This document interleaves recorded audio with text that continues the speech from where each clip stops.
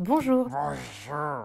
Je m'appelle Agathe Mezzadri, je suis professeure de français et je vous propose une vidéo de quelques minutes pour dialoguer avec votre cours de français, mais certainement pas pour le remplacer. Dans cette vidéo, nous aborderons les 22 poèmes des cahiers de Douai qui sont au programme des voies générales et des voies technologiques pour le bac français. Donc les cahiers de Douai ont un intitulé de parcours, Émancipation au pluriel créatrice. Nous allons donc étudier ces 22 poèmes des cahiers de Douai et je vais procéder en 4 points. Une présentation générale de la poétique d'Arthur Rimbaud dans vos 22 poèmes des cahiers de Douai. Ensuite, un retour sur sa biographie en deuxième point, donc, c'est-à-dire ce qu'il faisait pendant sa vie au moment où il écrivait ces 22 poèmes. Troisième point, une analyse des thèmes principaux qui structurent le recueil des cahiers de Douai. Même si on le verra, Rimbaud n'a pas souhaité les publier, il a même demandé qu'on les brûle. Et puis quatrième point, un commentaire rapide de certains poèmes extrêmement célèbres de ces 22 poèmes, Le Dormeur du Val, Ma Bohème, Vénus Anadyomène et Le Buffet. C'est bon pour vous? Est-ce que c'est bon pour vous? Premier point, donc, une présentation générale de la poétique d'Arthur Rimbaud dans ces 22 poèmes. La poétique, ça veut dire en fait le projet créatif qu'il poursuit. Alors les cahiers de Douai, c'est très intéressant parce que c'est vraiment, on pourrait dire, la genèse, comme on dit dans la Bible, la genèse, le tout début, l'origine. C'est la genèse de la poétique d'Arthur Rimbaud et c'est d'ailleurs pour ça qu'il va demander à son ancien professeur de les brûler parce qu'en fait, il n'a pas encore vraiment terminé son projet poétique à ce moment-là. Si je devais résumer Arthur Rimbaud en une expression un peu choc, je dirais qu'Arthur Rimbaud, c'est la provocation érudite. Ah bon? Et peut-on savoir pourquoi? Parce que érudit, ça veut dire qu'on connaît beaucoup de choses. Et Arthur Rimbaud, il est extrêmement excellent en latin à l'école. Il a un père grammairien. Il est très doué pour son âge, pour la littérature, pour la grammaire. Et également érudit parce que c'est un jeune homme qui a envie de faire l'expérience de tout dans la vie. Donc il fugue très tôt. Il fait des rencontres beaucoup plus tôt que tout le monde. Donc cette érudition qu'on peut dire dans les expériences et dans les livres, il va la mettre à profit pour donner une poésie nouvelle, réinventée. C'est pour ça que j'appelle ça la provocation érudite. Il va essayer de faire un pied de nez à tout ce qui a été écrit auparavant, mais en ayant quand même lu et admiré tout ce qui a été écrit auparavant. C'est donc, pour expliquer votre parcours émancipation créatrice, un double mouvement qu'on a dans les cahiers de Douai. Un mouvement d'assimilation, d'intégration de normes. Et ces normes, puisqu'émancipation est au pluriel, elles sont plusieurs. Les normes politiques, les normes religieuses et les normes poétiques. Et une fois que ces normes sont assimilées, toute la poésie qui a été écrite auparavant, la religion de sa mère, la politique de l'époque, la guerre qui a lieu à 30 km de chez lui, eh bien il va vouloir s'en affranchir et c'est pour ça que votre intitulé de parcours s'appelle Émancipation créatrice. C'est-à-dire qu'il intègre beaucoup de choses très rapidement, presque trop rapidement pour un jeune homme si jeune. Et il réinvente la poésie à partir du moment où il a intégré beaucoup de normes politiques, poétiques, religieuses pour pouvoir s'émanciper, s'affranchir, se libérer de ce qu'il a lu auparavant. Les cahiers de Douai, c'est ce moment à la fois d'imitation de ceux qui ont écrit et pensé avant lui et d'affranchissement, de libération par rapport à ceux qui ont écrit et pensé avant lui. Si on voulait donner, on va dire, un objectif ou une ligne d'arrivée à la poésie de Rimbaud, ce serait plutôt les recueils qu'il a souhaité véritablement constituer après, celui des Illuminations, et puis celui qu'il a souhaité vraiment constituer et publier, Une saison en enfer. Mais ceux-là ne sont pas à votre programme. On peut quand même retenir les formules types de ces recueils. Dans les Illuminations, Rimbaud dit « moi, pressé de trouver le lieu et la formule ». C'est dans Le Vagabond. Et dans Une saison en enfer, il écrit cette phrase dont la rockeuse américaine Patti Smith, qui est complètement fan de Rimbaud, nous rappelait dans la grande librairie le mercredi 16 octobre.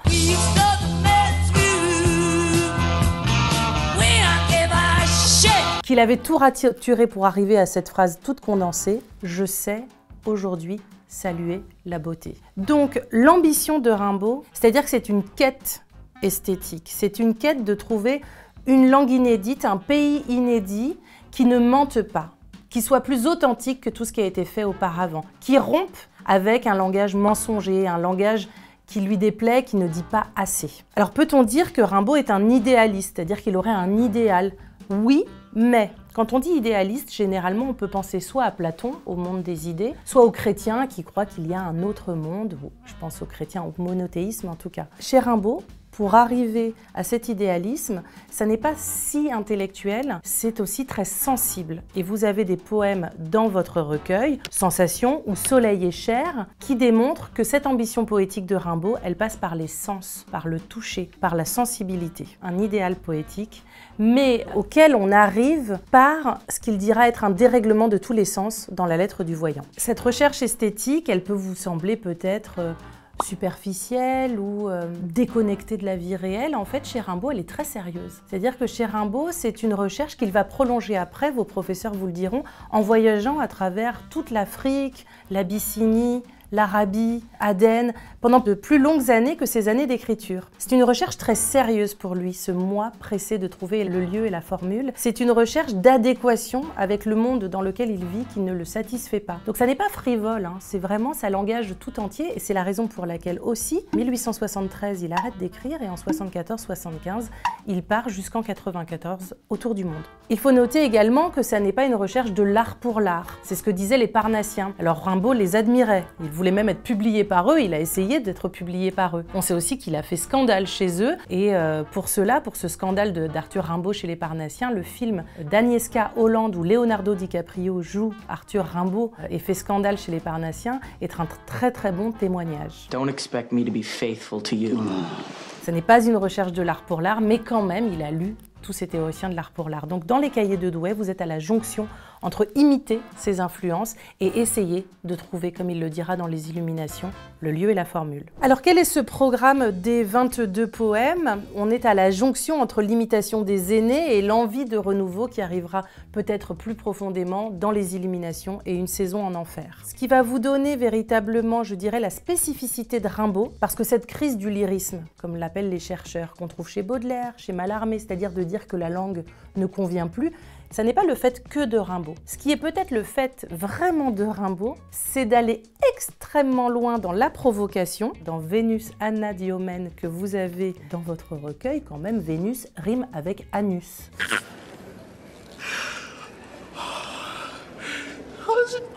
C'est rigolo. Ça, Baudelaire ne le fait pas. Et en même temps, dans Sensation, vous avez ce vers « L'amour infini me montera dans l'âme ». Dans les cahiers de Douai, vous voyez, il y a cette tension vraiment extrêmement structurante entre la provocation, l'envie de renouveler le matériau poétique et un désir d'absolu, un désir d'infini. Hein. Ça n'est pas la vulgarité pour la vulgarité. L'obscénité, elle est là pour essayer de trouver une poésie qui ne soit pas mensongère comme d'autres poésies avant ont pu l'être. Vous avez également dans les provocations que vous allez trouver assez rapidement dans votre recueil, au cabaret vert, la fille aux tétons énormes, aux yeux vifs. Donc, dans ce recueil, du lyrisme et de l'antilyrisme, de l'idylle et du trivial. Du trivial, c'est-à-dire de la réalité quotidienne de tous les jours, voire parfois du bas corporel qu'on n'attendrait pas en poésie. Peut-être qu'on peut les lister, ces deux petits fragments de recueil qui forment les cahiers de Douai. Donc, vous le savez sans doute, votre professeur vous le dira, il y a 22 poèmes. Combien ? 15 plus 7, qui ont été déposés à Douai chez Paul Demény, qui est un ami poète du professeur de français de Rimbaud, Georges Isambard, lors de 2 fugues. Dans la première, il dépose 15 poèmes, donc première soirée, votre premier poème, Sensation, Le Forgeron, Soleil et chair, Ophélie, Bal des pendus, le châtiment de Tartuffe avec un F, contrairement à Molière, mais avec une véritable référence à Molière, Vénus Anadyomène, les réparties de Nina, à la musique, Les Effarés, roman dans lequel il y a ce célèbre vers « On n'est pas sérieux quand on a 17 ans », Mort de 92 et de 93 en référence à la Révolution, Le Mal et Rage de César, donc déposé lors de sa première fugue à Paul Demény dans l'espoir d'être publié. Et puis lors de sa deuxième fugue, toujours à Douai, Rimbaud dépose un deuxième cahier avec 7 poèmes supplémentaires, Rêver pour l'hiver, le fameux Dormeur du Val, Au cabaret vert, 5 heures du soir, La Maline, l'éclatante victoire de Sarrebruck, Le Buffet et l'autre fameux Ma Bohème. J'en ai terminé pour mon premier point, c'est-à-dire une présentation de la poétique de Rimbaud. Je voulais fonctionner ainsi et maintenant vous présenter la biographie d'Arthur Rimbaud pour une raison très simple. C'est qu'on a sans doute tendance à croire que c'est Arthur Rimbaud qui écrit chacun de ses poèmes. Or, dans vos commentaires et dans vos dissertations, on vous dira de dire plutôt le poète ou le jeu, J-E poétique, ou la voix poétique. Parce qu'en fait, Tout comme vous pouvez vous inventer des figures si vous pratiquez le théâtre ou si vous écrivez vous-même des romans, de la poésie. Lorsque l'on écrit, on n'est pas tout à fait soi-même. On est une voix qu'on invente et cette voix, VOIX, il la réinvente à chaque poème. C'est pourquoi maintenant, je vais vous présenter un tout petit peu de sa biographie, mais en ayant en mémoire que ce n'est pas tout à fait Rimbaud qui parle dans chacun de ses poèmes et qu'on dira plutôt le jeu poétique, la voix poétique ou le poète dans un commentaire ou dans une dissertation. Alors c'est clair, hein? Est-ce que c'est bien clair? Donc Rimbaud est né le 20 octobre 1854 à Charleville-Mézières. Alors ça fera bientôt 170 ans qu'il est né, ce qui n'empêche pas la plupart de vos professeurs de français d'être toujours un petit peu amoureux de lui. Et Patti Smith, la rockeuse de Chicago, elle aussi qui a acquis la propriété d'Arthur Rimbaud et qui vit dedans,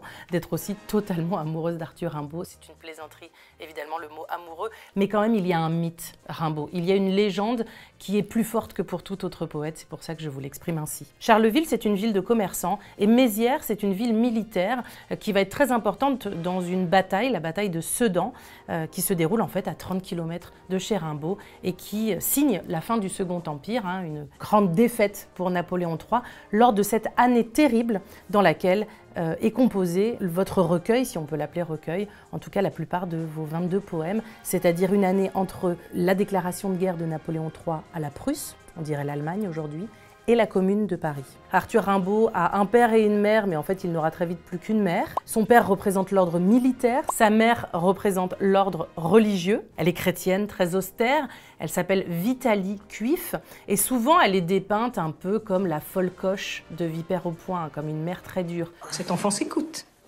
Nous allons simplement le purger.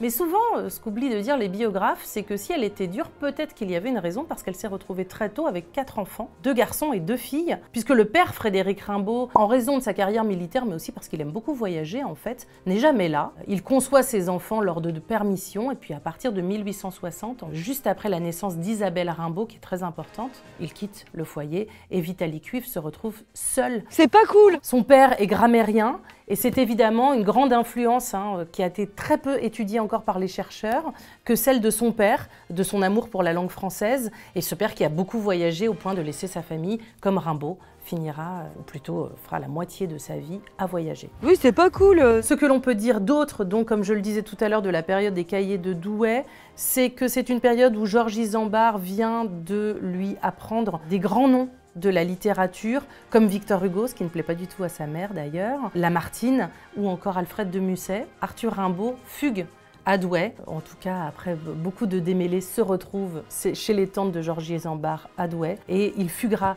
une deuxième fois. Donc la première fugue, elle est du 29 août au 5 septembre et la deuxième, elle est du 6 octobre au 1er novembre. Comme je le disais également, juste après votre recueil, vous avez 2 lettres extrêmement importantes qu'on appelle les lettres du voyant. La première qu'Arthur Rimbaud écrit à Georges Isambard, son professeur, et la deuxième à Paul de Mény, l'ami de Georges Isambard qui est poète. Dans ces lettres, il explique son projet poétique. Alors évidemment, elles ne sont pas au programme, ces lettres du voyant, mais elles éclairent tous les poèmes qui ont été composés juste auparavant. Donc troisième point, une analyse des thèmes principaux de ce que j'appelle le recueil des cahiers de Douai, même si, comme on l'a vu, ce n'est pas vraiment un recueil, ce sont des poèmes déposés qu'on a demandé de brûler après, qui n'ont pas été brûlés, et qu'on lit maintenant comme un témoignage vraiment des origines du génie Rimbaud. Ces sous-thèmes, on pourrait dire que vous allez trouver de façon assez amusante des poèmes qui se côtoient et qui n'ont pas du tout la même inspiration.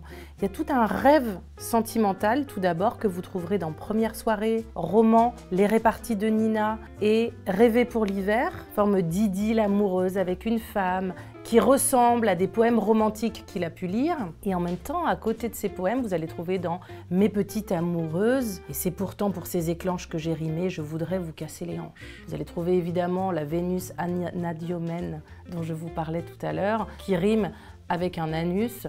Pourquoi? Parce que cette Vénus a un ulcère à l'anus. Vous avez également, puisque la deuxième fugue de Rimbaud était vers la Belgique, toutes des poèmes inspirés par cette Belgique française, donc Rêver pour l'hiver, Au cabaret vert et La Maline. Je vous le disais donc, cette idylle amoureuse ou cette aventure hors des frontières françaises côtoie l'obscène, le vulgaire ou encore le trivial. Alors bien sûr, dans Ma Bohème, poème extrêmement célèbre, on a cette drôle de sonorité « Mon paletot aussi devenait idéal ». où le manteau, le paletot, va donner avec le aussi, ce drôle de mot, toto. Mon paletot aussi. Et mon unique culotte avait un large trou. La culotte, c'est le pantalon. Suivant où se trouve ce large trou, il y a forcément une forme d'obscénité dans ma bohème. Vous avez également dans Au cabaret vert, depuis 8 jours, j'avais déchiré mes bottines aux cailloux des chemins. Les corps squelettes du bal des pendus, aussi ce poème inspiré par François Villon. Ou encore dans Les effarés, sur ces enfants affamés, leurs culs en rond. Et ils crèvent leurs culottes. Donc une tension dans ces poèmes entre l'idylle amoureuse, l'aventure belge, le souhait d'infini d'absolu et une recherche qui cherche à dire le bas corporel. Alors est-ce à dire que tout cela ne cohabite pas bien? Je ne crois pas. Non, je ne crois pas, non. Pourquoi? C'est ce qui va faire qu'on arrive dans une saison en enfer à « je sais aujourd'hui saluer la beauté ». Parce que pour Rimbaud, la beauté, elle est païenne. La beauté s'oppose à cette instruction chrétienne qu'il a reçue de sa mère Vitalie Cuif. La beauté, c'est une sensation avec la nature et finalement, c'est une beauté qui touche, qui sent une mère qui ne serait pas la mère chrétienne Vitalie Cuif, mais plutôt Gaïa, la déesse maternelle. Ou une Vénus qui, comme chez Zola dans Nana, en fait, est beaucoup plus réelle. Ou qui, comme dans Le Déjeuner sur l'herbe de Manet, a des senteurs âpres, disait Zola, et non pas une forme de rêve comme dans la Vénus de l'Alexandre Cabanel, qui était à ce moment-là célébrée par l'académisme. Donc c'est une recherche esthétique en fait, ça n'est pas simplement une opposition à l'idylle amoureuse, c'est véritablement d'aller trouver dans le sensuel, mais aussi dans la réalité, des nouvelles sources de beauté. Donc la féminité, bien évidemment, est très importante, la femme, et on trouve des femmes valorisées, elles vont être terriennes, ça va être les femmes de la Révolution française que vous trouvez dans le recueil. Et vous allez avoir bien évidemment des femmes plus dévalorisées comme des hommes aussi, c'est-à-dire ceux qui représentent l'ordre chrétien, l'ordre bourgeois, cet ordre chrétien ou cet ordre bourgeois qui est moqué à la musique par exemple, dans Rage de César par exemple également. On pourrait dire même que pour Rimbaud, cette recherche esthétique qui cherche Vénus, elle cherche le vénusien mais aussi le vénérien, comme on dit des maladies vénériennes, c'est-à-dire sexuellement transmissibles. C'est-à-dire qu'il, comme les réalistes du 19e siècle, cherche à fouiller toute la réalité du désir sans l'idéaliser justement, toute la sensation du désir. Je le disais donc, il y a une tension avec au contraire l'ordre chrétien, celui qui a été transmis par Vitalie Cuif, la mère austère. Et on trouve par exemple une mention dans le bal des pendus de Messire Belzébuth. Messire Belzébuth, c'est une figure dans l'Ancien Testament du dieu des païens et dans le Nouveau Testament du mal, du démon. C'est un démon sous forme d'énormes mouches. Dans le mal également, il est dit, il est un dieu qui rit aux nappes damassées des autels à l'encens au grand calice d'or. C'est-à-dire qu'il y a un dieu qui a abandonné son peuple dans ce désastre de 1870-1871. Et la poésie de Rimbaud va rechercher des modèles antiques, des dieux terriens, voire telluriques, pour produire cette recherche de beauté. C'est une poésie donc tout orientée vers l'avenir, dans cette tension qui cherche à fouiller le bas corporel et à se rire de certains modèles. Le fait que cette poésie est tournée vers l'avenir, on le trouve dans Soleil et chair, car l'homme a fini, l'homme a joué tous les rôles, au grand jour fatigué de briser des idoles. Il ressuscitera libre de tous ses dieux, et comme il est du ciel, il scrutera les cieux. Dans Le Forgeron aussi, ce poème qui imagine un forgeron qui s'oppose à Louis XVI, le forgeron c'est une figure du poète qui est un travailleur de mots et qui s'oppose à l'ordre bourgeois de l'époque de Rimbaud, mais qui était l'ordre monarchique, avec une sorte d'anachronisme dans tout ce qu'il rejette. Dans Le Forgeron, donc, nous avons tout ce futur, nous saurons, puis frères en avant, nous sommes libres nous, regarde donc le ciel. C'est une poésie donc tournée vers l'avenir, mais également vers la liberté, ce grand désir de liberté que l'on trouve bien évidemment dans Ma Bohème, où l'art poétique est sous le signe d'une triple liberté, je pourrais dire une triple émancipation pour penser à votre parcours. Il se libère de l'image traditionnelle du poète, il se libère des contraintes prosodiques habituelles, on le verra en regardant quelques poèmes, il déplace les césures, il déplace les rimes, et il se libère bien évidemment du modèle religieux. Un autre thème structurant, bien évidemment, il est lié au contexte politique, c'est la dénonciation de la guerre, l'idée du désastre, l'idée que la France est entrée dans un désastre par un double conflit, le conflit externe de la guerre franco-prussienne et le conflit interne qui commence à monter mais qui n'aboutira que dans la Commune après les cahiers de Douai. Le Dormeur du Val, bien évidemment, avec son retournement final tranquille, il a 2 trous rouges au côté droit, le poème le plus célèbre de votre recueil sur la dénonciation de la guerre. Mais vous avez également, bien évidemment, Mort de 92, Les Effarés, Rage de César ou encore l'éclatante victoire de Sarrebruck, qui est totalement ironique, qui est une petite victoire de Napoléon III qui ne valait pas du tout le battage médiatique qui a eu lieu autour de cette victoire alors que le Second Empire était en train de s'écrouler. Donc ce thème est véritablement profondément important parce que le désastre de la France, c'est la fin aussi d'un ordre cosmique et le désir de chercher une nouvelle poésie. Vous avez des sous-thèmes peut-être moins structurants mais qui vous donnent un peu la petite fabrique de la poésie de Rimbaud. Tout d'abord, vous allez trouver des clins d'œil. Ophélie, bien évidemment, c'est un clin d'œil au personnage de Hamlet de Shakespeare. Dans Le Châtiment de Tartuffe, un vers de la pièce de Molière est caché dans le poème de Rimbaud. La Bohème, c'est la reprise d'un poème de Banville qui s'appelait La Sainte Bohème. Quand il dit « ma bohème », c'est évidemment pour dire que cette bohème sera la sienne et que c'est un nouveau poème sur le thème de la bohème. Vous avez également dans Mes petites amoureuses la reprise d'un poème de Glatini, là aussi où le possessif vient dire « cette fois-ci je réinvente le poème ». Donc il y a tout un travail de ceux qui ont écrit avant lui dans ce recueil. Vous avez également le goût pour le choc des sonorités, entrechoquer vos genouillères par exemple, ou encore dans Le bal des pendus, dans un hideux amour. Vous avez également un goût pour le vocabulaire scientifique ou recherché, par exemple l'hydrolat lacrymal dans Mes petites amoureuses, au lieu de dire la pluie. Vous avez également bien évidemment une couleur, le vert, vous verrez, qui dit l'acidité, hein, c'est la couleur de l'absinthe que buvait très certainement Rimbaud, mais qui dit aussi tout le caractère acide de sa poésie. Et vous avez un goût bien évidemment dans Vénus Anadyomène et dans Le dormeur du Val pour le dernier vers du poème, c'est-à-dire pour retourner tout le poème à partir de sa chute. Alors le 4e point, un commentaire très rapide de quelques-uns des poèmes. Vous aurez bien évidemment vos commentaires de vos professeurs. Je vais donner peut-être des choses en plus ou qui à moi me semblent importantes, mais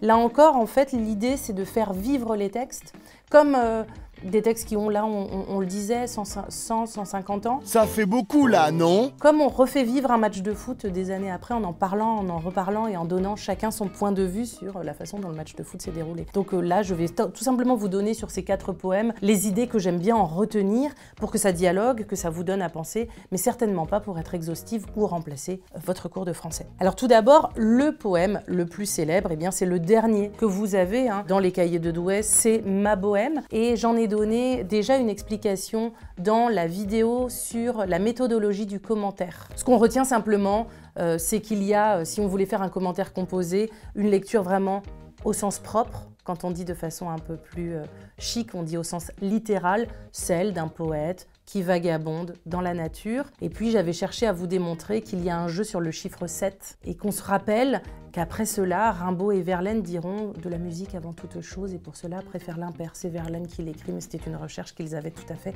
en commun. Et ce jeu sur le chiffre 7 déplaçait la césure du dernier vers. Comme des lyres, je tirais les élastiques de mes souliers blessés, un pied près de mon cœur, et qui faisait qu'on ne pouvait pas faire 6-6, mais qu'on faisait 5-7, et que ça allait bien avec la grande ours qui a 7 étoiles, avec septembre, et puis avec le petit pousset qui a les bottes de 7 lieues. Vous retrouverez tout ça dans la vidéo. L'autre poème, il est beaucoup moins célèbre, c'est le poème du buffet. J'ai décidé de vous en parler un tout petit peu, même si peut-être votre enseignant ou votre enseignante le fera, parce qu'il me semble qu'il s'éclaire un peu ce poème si on connaît Baudelaire, et Baudelaire est peut-être le plus grand modèle de Rimbaud. C'est vraiment l'aîné qu'il admire et qu'il cherche à dépasser. Je trouve qu'on comprend mieux pourquoi il écrit un poème sur un buffet quand même, donc un meuble. Si on a lu Spleen II de Baudelaire, qui commence par ces vers très célèbres, « J'ai plus de souvenirs que si j'avais 1000 ans. Un gros meuble à tiroir encombré de bilans, de vers, de billets doux, de procès de romance avec de lourds cheveux roulés dans des quittances, cache moins de secrets que mon triste cerveau. » Donc Baudelaire a inventé cette métaphore du cerveau du poète, du cerveau fatigué. C'est le Baudelaire du ciel bas et lourd, pèseux comme un couvercle. C'est le Baudelaire du spleen. Cette métaphore donc du meuble qui dit le cerveau du poète. On comprend mieux peut-être ainsi pourquoi Rimbaud écrit « C'est un large buffet sculpté, le chêne sombre, très vieux, a pris cet air si bon des vieilles gens. Le buffet est ouvert et verse dans son ombre, comme un flot de vin vieux, des parfums engageants. Tout plein c'est un fouillis de vieilles vieilleries, de linges odorants et jaunes, de chiffons, de femmes ou d'enfants, de dentelles flétries, de fichus de grand-mère où sont peints des griffons. C'est là qu'on trouverait les médaillons, les mèches de cheveux blancs ou blonds, les portraits, les fleurs sèches dont le parfum se mêle à des parfums de fruits. Ô buffet du vieux temps, Tu sais bien des histoires et tu voudrais conter tes contes, et tu bruis quand s'ouvrent lentement tes grandes portes noires. Il y a de façon toute évidente un sens symbolique. On aurait dans un grand 1 la nature morte du buffet, la description d'un meuble. Mais si on s'arrête là, on ne comprend pas pourquoi Rimbaud le décrit. Sans doute ici, il y a, si vous y prêtez attention, un retour des mêmes sons, les vieilles vieilleries, compter tes contes. Et c'est sans doute une façon de dire aussi à la poésie qu'elle tourne en rond et qu'il s'agit de la réinventer. Quand s'ouvrent lentement tes grandes portes noires, et bien ces portes noires, c'est sans doute un horizon poétique. Un horizon poétique que Rimbaud n'atteint que dans Une saison en enfer, selon lui, puisque c'est la seule œuvre qu'il a envie de publier et qu'il va publier. Donc le buffet, sonnet très surprenant, qui emprunte beaucoup à Baudelaire et qui, me semble, s'éclaire un peu mieux si l'on y voit un art poétique, c'est-à-dire une recherche d'une nouvelle poésie qui irait plus loin que Baudelaire, qui dépasserait Spleen II, son modèle, et qui irait vers Une saison en enfer. Tes portes noires. Le troisième poème, c'est le fameux Vénus Anadiomène. Tout d'abord, comme ça, on écrira bien Anadiomène et on va se demander en grec ce que cela veut dire parce que Vénus, on lui donne beaucoup de qualificatifs différents. Parfois, on dit que Vénus est calipige, ça veut dire qu'elle a des larges hanches, des larges fesses. Lorsqu'on dit que Vénus est Anadiomène, cela veut dire qu'elle sort des eaux. Pourquoi? Eh bien parce que dans l'Antiquité grecque, Aphrodite, et dans l'Antiquité romaine, Vénus, elle est née, vous le savez peut-être, d'une goutte de semence d'Ouranos tombée dans l'océan, qui a fécondé et créé cette déesse. Et ce qui a donné peut-être le tableau le plus célèbre au monde, après la Joconde peut-être, la Vénus sortant des eaux de Botticelli. Donc c'est un topos, c'est-à-dire un lieu commun de peindre Vénus sortant des eaux. Or, si vous lisez le sonnet Vénus Anadiomène, je pense qu'il se rapproche plus du sonnet du trou du cul, qui est aussi un sonnet de Rimbaud, que vous n'avez pas au programme, fort heureusement pour vous, pour éviter toute gêne à l'oral du bac, mais qui est un sonnet de Rimbaud dans l'album Zutique, que vous trouverez sans doute très rapidement aussi. Donc notre Vénus Anadiomène, si elle sort de l'eau ici, il semble que ce soit d'une baignoire, comme d'un cercueil vert en fer blanc. Une tête de femme à cheveux bruns fortement pommadés, d'une vieille baignoire émerge lente et bête, avec des déficits assez mal ravaudés. Puis le col gras et gris, les larges omoplates qui saillent, le dos court qui rentre et qui ressort, puis les rondeurs des reins semblent prendre l'essor, la graisse sous la peau paraît en feuilles plates. L'échine est un peu rouge, et le tout sent un goût horrible étrangement. On remarque surtout des singularités qu'il faut voir à la loupe.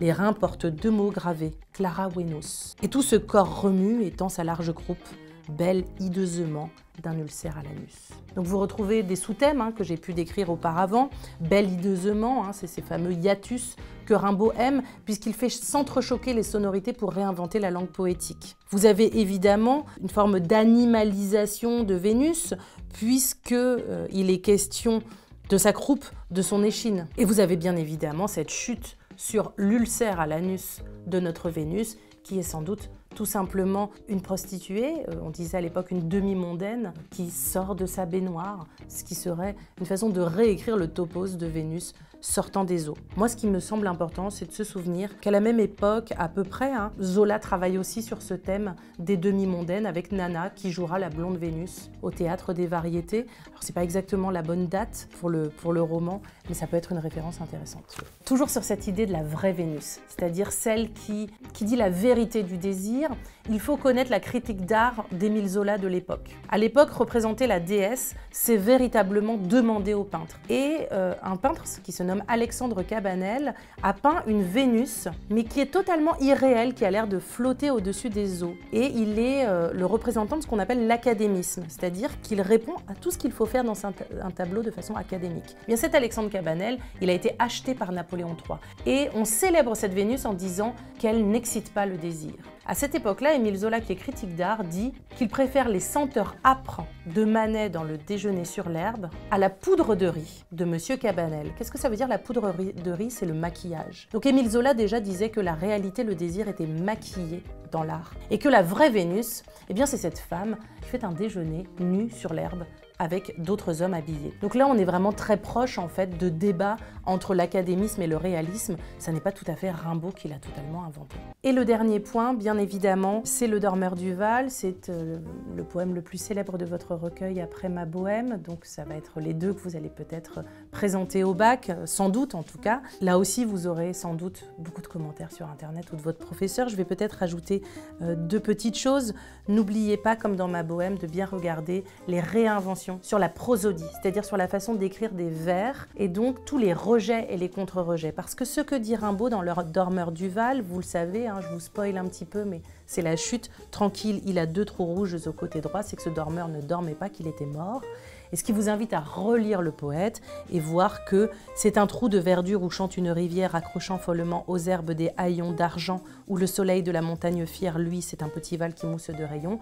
Et bien que finalement, on vous dira peut-être que c'est un locus amoenus, un lieu agréable, mais qu'il n'est pas si agréable que ça, puisqu'il est un trou de verdure et que finalement ces 2 trous rouges au côté droit avaient été annoncés dès le départ. Et donc on relit le poème en voyant tous les effets d'annonce. On vous dira peut-être de prolepse qui disait qu'en fait ce dormeur n'était pas mort. Je rajouterais peut-être, en plus de bien regarder où sont les rejets, les contre-rejets, comment fonctionne la césure, qui en fait disent que le désastre de la guerre, cette France qui est en plein désastre à quelques kilomètres de chez Rimbaud, c'est un désastre cosmique et c'est un désastre qui touche la poésie et que la poésie doit se réinventer pour être authentique. Et également, sans doute, voir que ces 2 trous rouges au côté droit dialoguent avec la blessure de Jésus-Christ, celle que Thomas, saint Thomas, voudra voir après sa résurrection pour être sûr. On appelle ça les stigmates, qu'il s'agit bien de Jésus. Et comme on sait que Rimbaud rejette d'une certaine manière l'ordre chrétien, il y a sans doute là un jeu pour faire de ce soldat finalement un nouveau Jésus, un nouveau martyr. Et sa poésie